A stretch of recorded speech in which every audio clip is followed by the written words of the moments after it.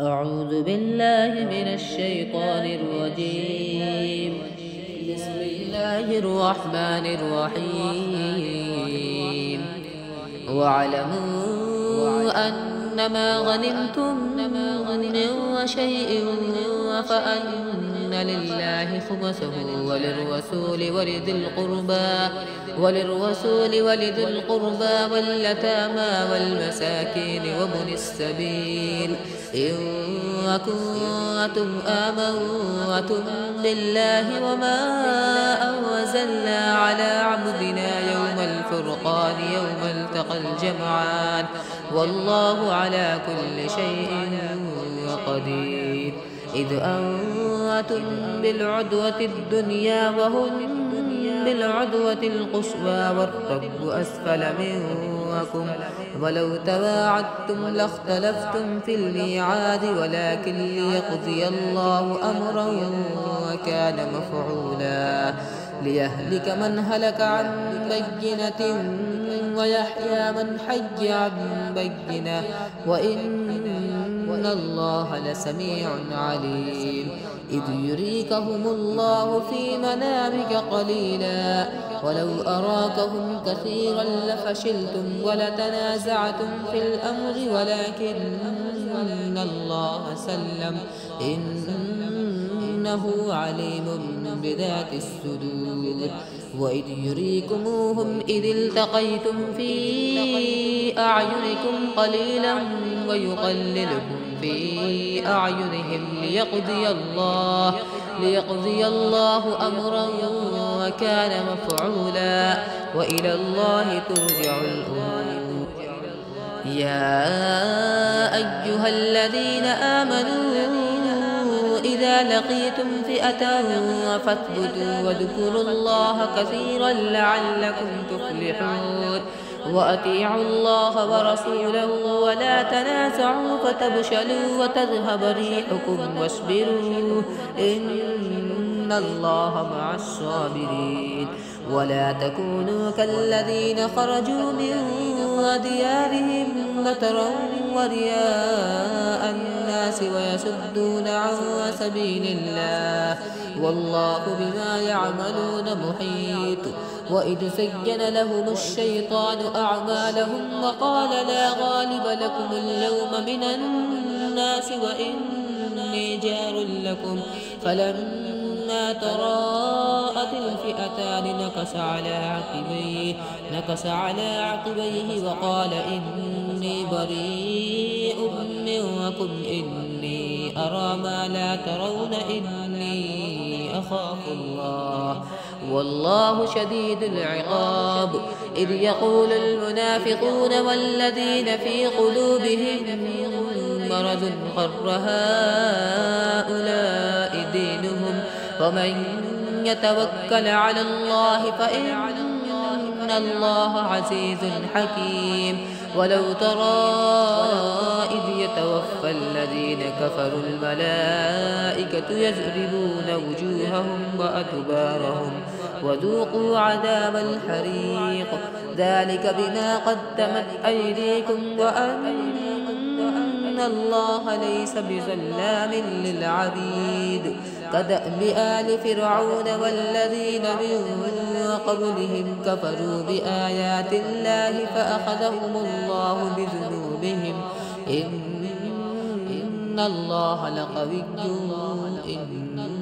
الله قوي شديد العقاب. ذلك بأن الله لم يكن مغيرا نعمة أنعمها على قوم حتى يغيروا ما بأنفسهم وأن الله سميع عليم. كدأب آل فرعون والذين من قبلهم كذبوا بآيات ربهم فأهلكناهم بذنوبهم وأغرقنا آل فرعون وكل كانوا ظالمين. إن شر الدواب عند الله الذين كفروا فهم لا يؤمنون. الذين عاهدت منهم ثم ينقضون عهدهم في كل مرة وهم لا يتقون فإما تثقفنهم في الحرب فشرد بهم من خلفهم لعلهم يذكرون وإما تخافن من قوم خيانة فانبذ إليهم على سواء إن الله لا يحب الخائنين ولا يحسبن الذين كفروا سبقوا إنهم لا يعجزون وأعدوا لهم ما استطعتم من قوة ومن رباط الخيل ترهبون به عدو الله وعدوكم وآخرين من دونهم لا تعلمونهم الله يعلمهم وما تنفقوا من شيء وفي سبيل الله يوفى إليكم وأنتم لا تظلمون وإن جنحوا للسلم فاجنح لها وتوكل على الله إنه هو السميع العليم وإن يريدوا أن يخدعوك فإن حسبك الله هو الذي أيدك بنصره وبالمؤمنين وألف بين قلوبهم لو أنفقت ما في الأرض جميعا ما ألفت بين قلوبهم ولكن الله ألف بينهم إنه عزيز حكيم يا أيها النبي حسبك الله ومن اتبعك من المؤمنين يا أيها النبي حرض المؤمنين على القتال إن يكن منكم 20 صابرون يغلبوا 200 وإن يكن منكم 100 يغلبوا 1000 من الذين كفروا بأنهم قوم لا يفقهون الآن خفف الله عنكم وعلم أن فيكم ضعفا فإن يكن منكم 100 صابرة يغلبوا 200 وإن يكن منكم 1000 يغلبوا 2000 بإذن الله والله مع الصابرين ما كان لنبي أن يكون له أسرى حتى يسخن في الأرض تريدون عرض الدنيا والله يريد الآخرة والله عزيز حكيم لولا كتاب من الله سبق لمسكم فيما أخذتم عذاب عظيم فكلوا مما غنمتم حلالا طيبا واتقوا الله إن الله غفور رحيم يا أيها النبي قل لمن في أيديكم من الأسرى إن يعلم الله في قلوبكم خيرا يؤتكم خيرا مما أخذ منكم ويغفر لكم والله غفور رحيم وإن يريدوا خيانتك فقد خان الله من قبل فأمكن منهم والله عليم حكيم إن الذين آمنوا وهاجروا وجاهدوا بأموالهم وأنفسهم في سبيل الله والذين آووا ونشروا أولئك بعضهم أولياء بعض والذين آمنوا ولم يهاجروا ما لكم من ولايتهم من شيء حتى يهاجروا وإن استنشروكم في الدين فعليكم النشر إلا على قوم بينكم وبينهم ميثاق والله بما تعملون بصير. والذين كفروا بعضهم أولياء بعض إلا تفعلوه تكن فتنة في الأرض وفساد كبير. هو الذين آمنوا وهاجروا وجاهدوا في سبيل الله والذين آووا ونصروا أولئك هم المؤمنون حقا لهم مغفرة ورزق كريم. والذين آمنوا من بعد وهاجروا وجاهدوا معكم فأولئك منكم وأولو الأرحام بعضهم أولى ببعض وفي كتاب الله إن الله بكل شيء عليم. براءة من الله ورسوله إلى الذين عاهدتم من المشركين فسيحوا في الأرض 4 أشهر واعلموا أنكم غير معجز الله وأن الله مخزي الكافرين. وأذان من الله ورسوله إلى الناس يوم الحج الأكبر أن الله بريء من المشركين ورسوله فإن تبتم فهو خير لكم وإن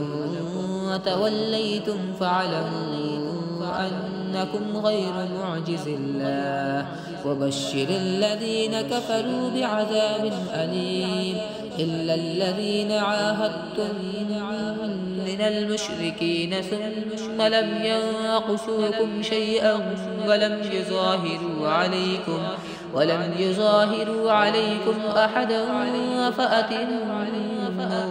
إليهم عهدهم إلى مدتهم إن الله يحب المتقين. فإذا سلخ الأشهر الحرم فاقتلوا المشركين حيث وجدتموهم واخذوهم واحسروهم واقعدوا لهم كل مرصد. فإن تابوا وأقاموا الصلاة وآتوا الزكاة فخلوا سبيلهم إن الله غفور رحيم. وإن أحد من المشركين استجارك فأجره حتى يسمع كلام الله ثم أبلغه مأمنه ذلك بأنهم قوم لا يعلمون. كيف يكون للمشركين عهد عند الله وعند رسوله إلى الذين عاهدتم عند المسجد الحرام فما استقاموا لكم فاستقيموا لهم إن الله يحب المتقين. كيف وإن يظهروا عليكم لا يرقبوا فيكم إلا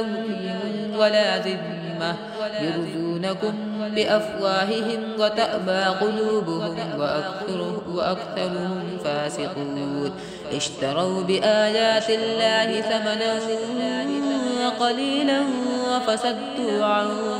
سبيله إنهم ساء ما كانوا يعملون. لا يرغبون في مؤمن إلا ولا ذمة وأولئك هم المعتدون. فإن تابوا وأقاموا الصلاة وآتوا الزكاة فإخوانكم في الدين ونفصل الآيات لقوم يعلمون. وإن نكثوا أيمانهم من بعد عهدهم وطعنوا في دينكم فقاتلوا أئمة الكفر إنهم لا أيمان لهم لعلهم ينتهون. ألا تقاتلون قوما نكثوا أيمانهم وهموا بإخراج الرسول وهم بدؤوكم أول مرة أتخشونهم فالله أحق أن تخشوه إن كنتم مؤمنين قاتلوهم يعذبهم الله بأيديكم ويخزهم وينصركم عليهم ويشفي صدور قوم مؤمنين ويذهب غيظ قلوبهم ويتوب الله على من يشاء والله عليم حكيم أم حسبتم أن تتركوا ولما يعلم الله الذين جاهدوا منكم ولم يتخذوا من دون الله ولا رسوله ولا المؤمنين وليجة والله خبير بما تعملون ما كان للمشركين أن يعمروا مساجد الله شاهدين على أنفسهم بالكفر أولئك حبطت أعمالهم وفي النار هم خالدون إنما يعمر مساجد الله من آمن بالله واليوم الآخر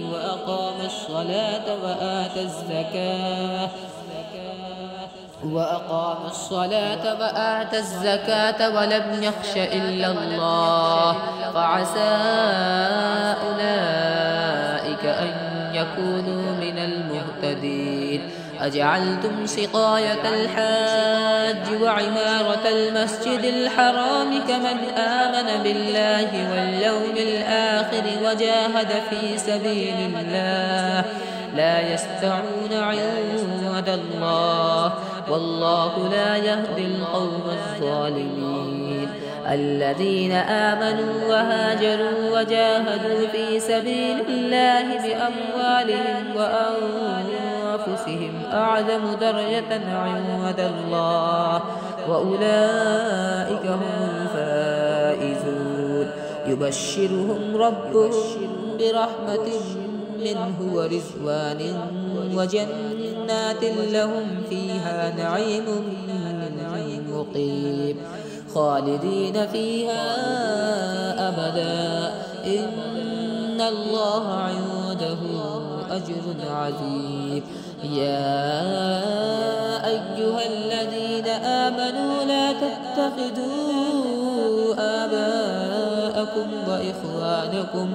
آباءكم وإخوانكم أولياء إن استحبوا الكفر على الإيمان ومن يتولهم منكم فأولئك هم الظالمون قل إن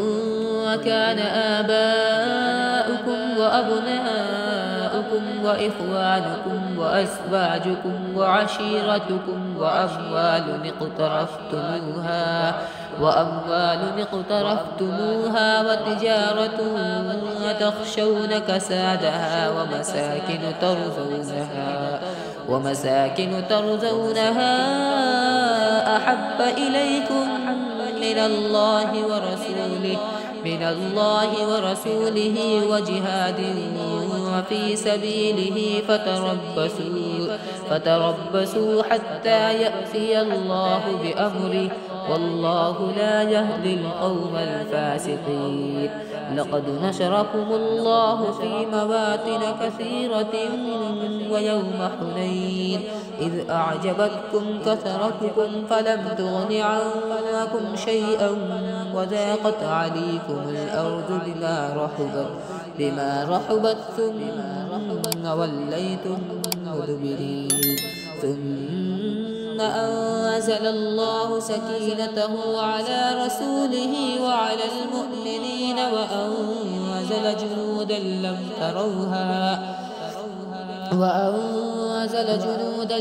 تروها وعذب الذين كفروا وذلك جزاء الكافرين ثم يتوب الله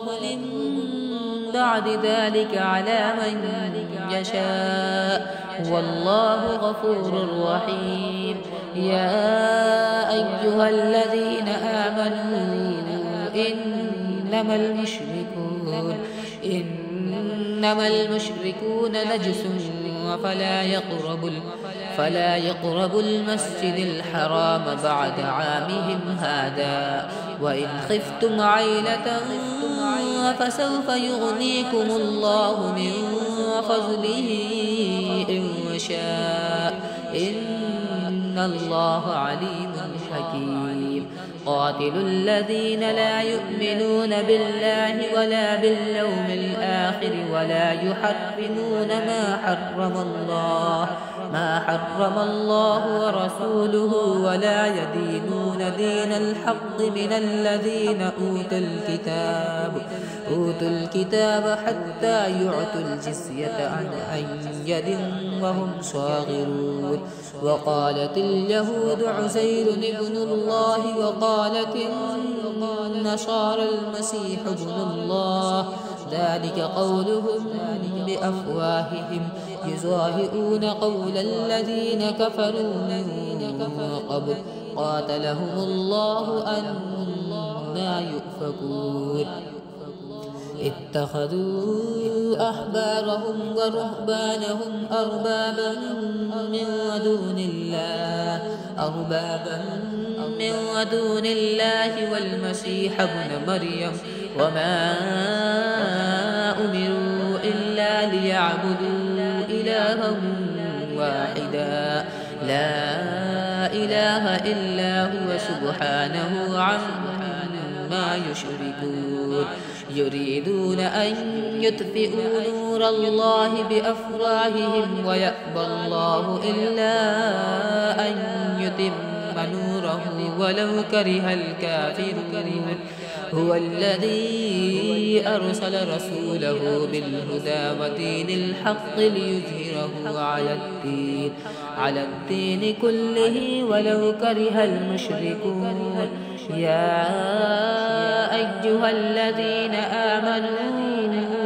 إن كثيرا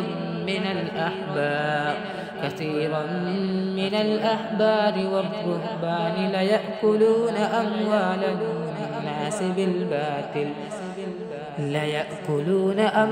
الناس بالباطل ويصدون عن سبيل الله والذين يكنزون الذهب والفضة ولا ينفقونها في سبيل الله فبشرهم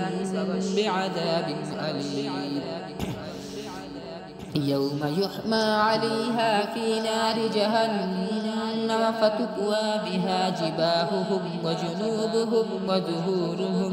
هذا ما كنزتم لأنفسكم فذوقوا ما كنتم تكنزون. إن عدة الشهور عند الله 12 شهرا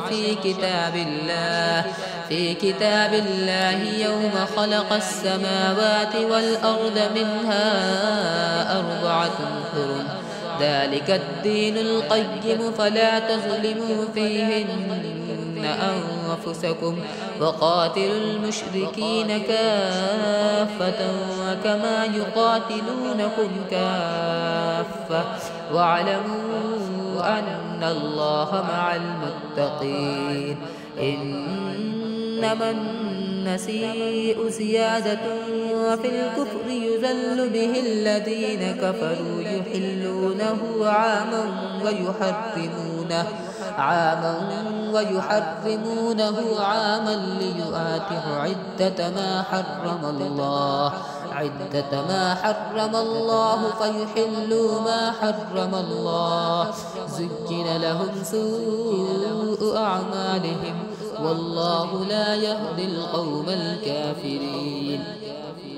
يا أيها الذين آمنوا ما لكم إذا قيل لكم انفروا في سبيل الله اثاقلتم إلى الأرض أرضيتم بالحياة الدنيا من الآخرة فما متاع الحياة الدنيا في الآخرة إلا قليل إلا تنفروا يعذبكم عذابا أليما ويستبدل قوما غيركم ولا تضروه شيئا والله على كل شيء قدير إلا تنصروه فقد نصره الله إذ أخرجه الذين كفروا ثاني اثنين إذ هما في الغار إذ يقول لصاحبه لا تحزن إن الله معنا فأنزل الله سكينته عليه وأيده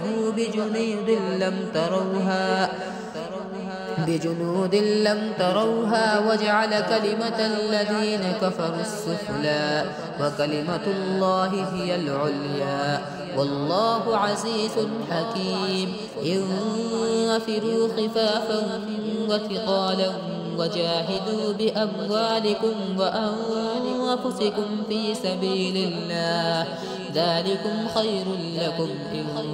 كنتم تعلمون لو كان عرضا قريبا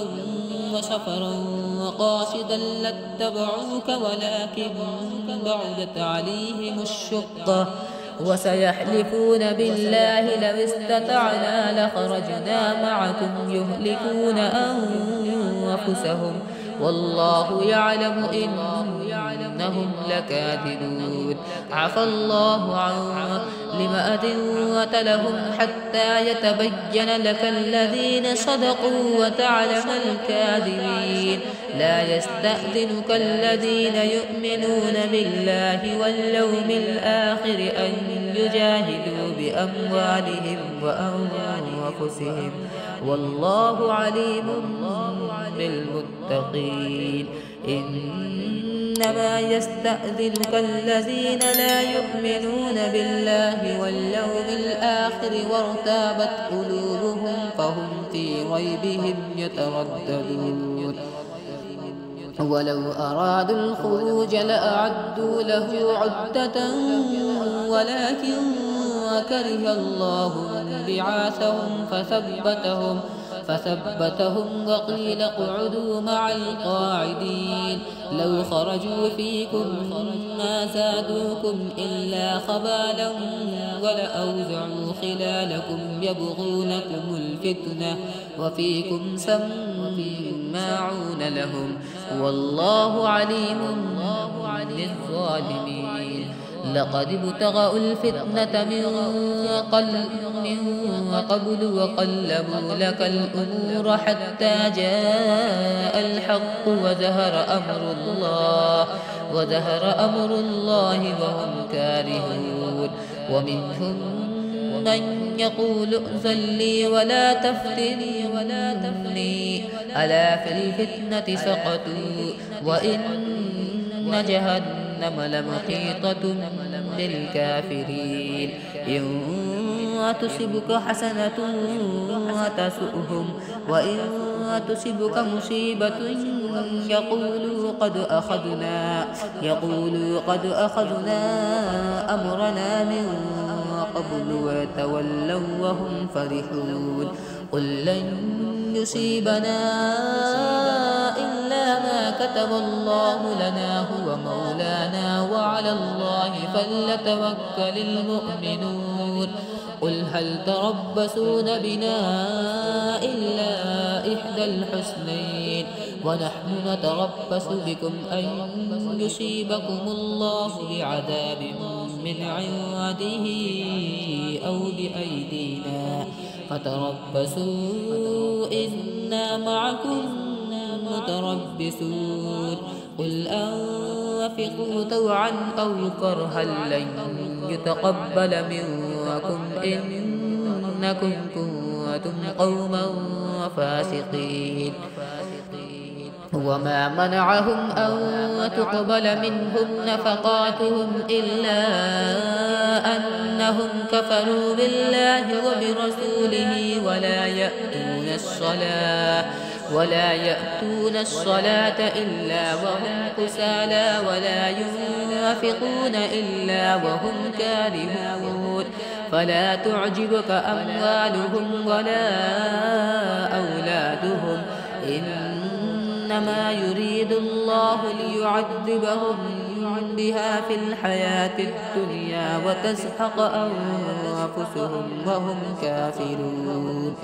ويحلفون بالله إنهم لمنكم وما هم منكم ولكنهم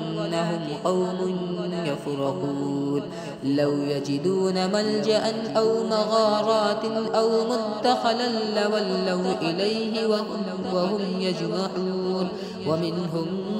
من يلمزك في الصدقات فإن أعطوا منها رضوا وإن لم يعطوا منها إذا هم يسخطون ولو أنهم رضوا ما آتاهم الله ورسوله وقالوا حسبنا الله سيؤتينا الله من فضله ورسوله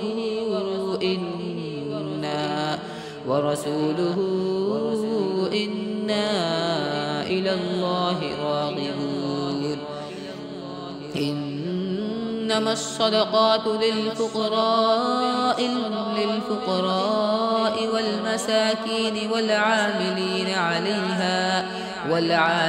عليها والمؤلفة قلوبهم وفي الرقاب والغارمين وفي سبيل الله وابن السبيل فريضة من الله والله عليم حكيم ومنهم الذين يؤذون النبي ويقولون هو أذن قل أذن خير لكم يؤمن بالله ويؤمن للمؤمنين قل أذن خير لكم يؤمن بالله ويؤمن للمؤمنين ورحمة للذين آمنوا منكم والذين يؤذون رسول الله لهم عذاب أليم يحلفون بالله لكم ليرضوكم والله ورسوله أحق أن يرضوه إن كانوا مؤمنين ألم يعلموا أنه من يحادد الله ورسوله فأن له نار جهنم خالدا فيها ذلك الخزي العظيم يحذر المنافقون أن تنزل عليهم سورة وتنبئهم بما في قلوبهم قل استهزئوا إن الله مخرج ما تحذرون ولئن سألتهم ليقولن إنما كنا نخوض ونلعب قل أبالله وآياته ورسوله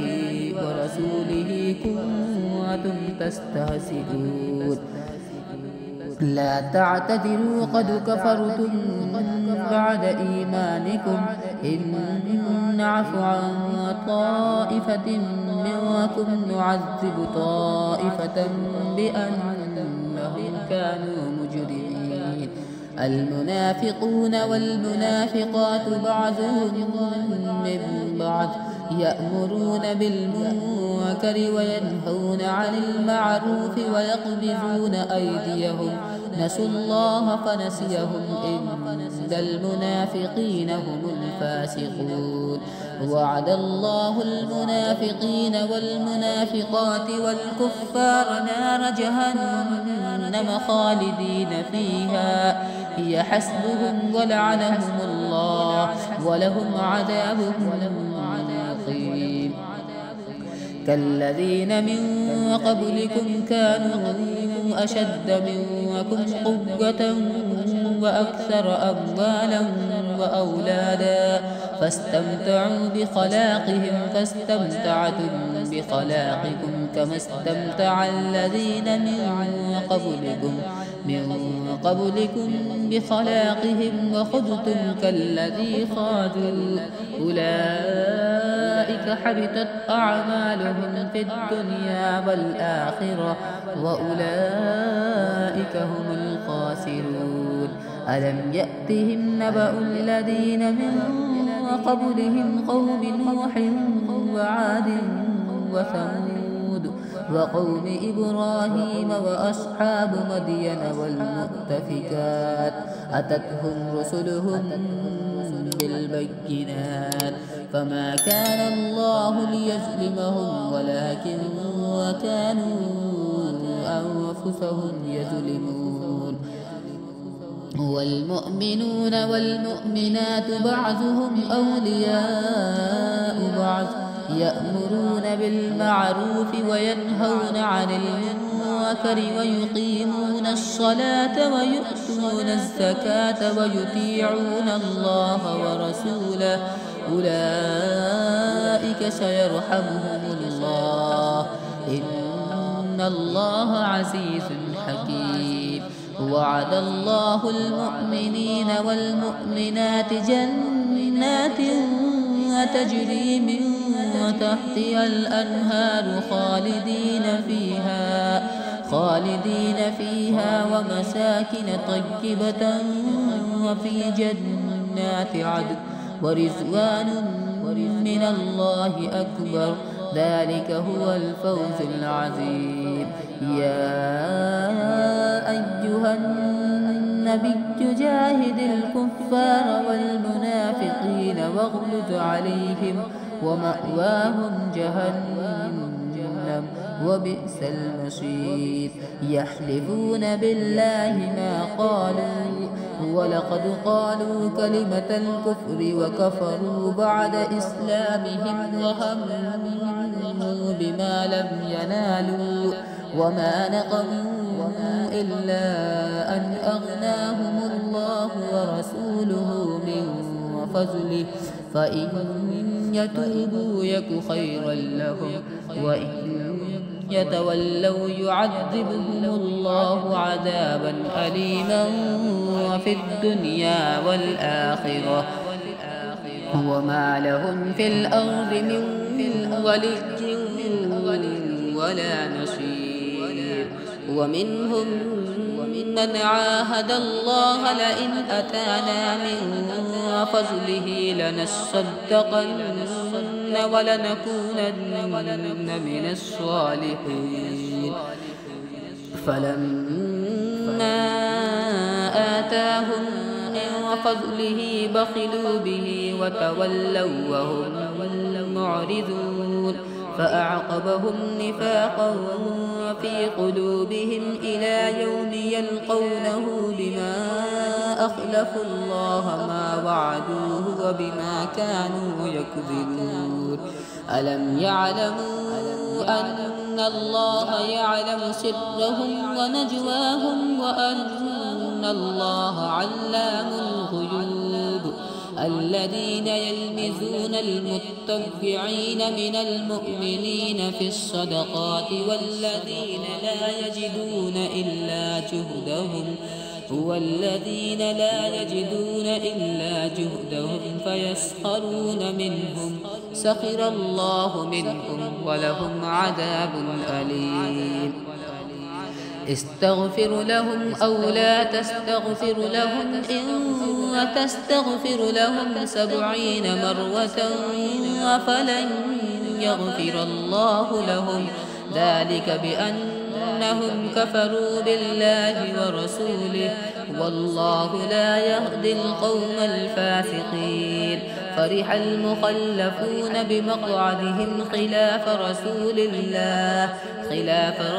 الله وكرهوا أن يجاهدوا بأموالهم وأنفسهم في سبيل الله وقالوا لا تنفروا في الحر قل نار جهنم أشد حرا لو كانوا يفقهون فليضحكوا قليلا وليبكوا كثيرا جزاء بما كانوا يكسبون. فإن رجعك الله إلى طائفة منهم فاستأذنوك للخروج فقل لن تخرجوا معي أبدا ولن تقاتلوا معي عدوا إنكم رضيتم بالقعود أول مرة فاقعدوا مع الخالفين. ولا تصل على أحد منهم مات أبدا ولا تقم على قبره إنهم كفروا بالله ورسوله وماتوا وهم فاسقون. ولا تعجبك أموالهم وأولادهم إنما يريد الله أن يعذبهم بها في الدنيا وتزهق أنفسهم وهم كافرون. وإذا أنزلت سورة أن آمنوا بالله وجاهدوا مع رسوله استأذنك أولي الطول منهم وقالوا ذرنا نكن مع القاعدين. رضوا بأن يكونوا مع الخوالف وطبع على قلوبهم فهم لا يفقهون. لكن الرسول والذين آمنوا معه جاهدوا بأموالهم وأنفسهم وأولئك لهم الخيرات وأولئك هم المفلحون. أعد الله لهم جنات تجري من تحتها الأنهار خالدين فيها ذلك الفوز العظيم. وجاء المعذرون من الأعراب ليؤذن لهم وقعد الذين كذبوا الله ورسوله سيصيب الذين كفروا منهم عذاب أليم. ليس على الضعفاء ولا على المرضى ولا على الذين لا يجدون ما ينفقون حرج إذا نصحوا لله ورسوله ما على المحسنين من سبيل والله غفور رحيم. ولا على الذين إذا ما أتوك لتحملهم قلت لا أجد ما أحملكم عليه تولوا وأعينهم تفيض من الدمع حزنا ألا يجدوا ما ينفقون. إنما السبيل على الذين يستأذنونك وهم أغنياء رضوا بأن